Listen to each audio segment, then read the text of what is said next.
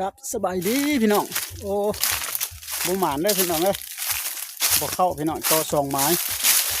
บ่มาเลยนกนี่อยู่แต่ว่ามันบ่เข้าละมันตายแล้วดูละแต่ก็บ่เป็นหยังเนาะพี่น้องเนาะก็บ่ร้องก็บ่หวดละพี่น้องกายยามันตรงนี้แต่ว่าเมื่อกี้ได้ยินเสียงนกขุมประมาณเดือน5เดือน6นี่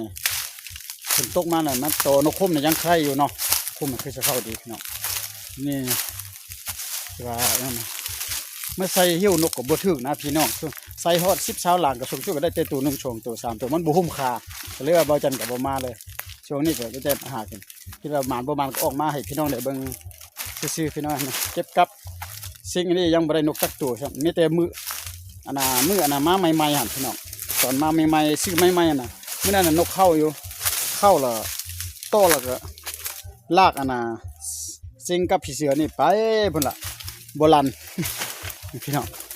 เอาพี่น้องขอแล้วกลับเพิ่นก่อนเนาะก็พอกันไว้คลิปต่อไปซะสำหรับคลิปนี้ก็เอาคลิปนี้มาฝากมาเตือนประมาณก็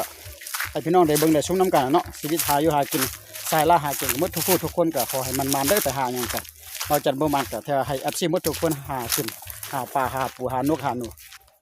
สิเทียเฮาเนี่ยอันหากินได้พี่น้องก็ขอให้มันเด้อเอามันไปมันนะพี่น้องเนาะขอกลับเบิ่งกับสังกันบ๊ายบายพอกันคลิปต่อไปพี่น้องสวัสดีครับพี่น้องแล้วฮ้อนได้พี่น้องโอ้ย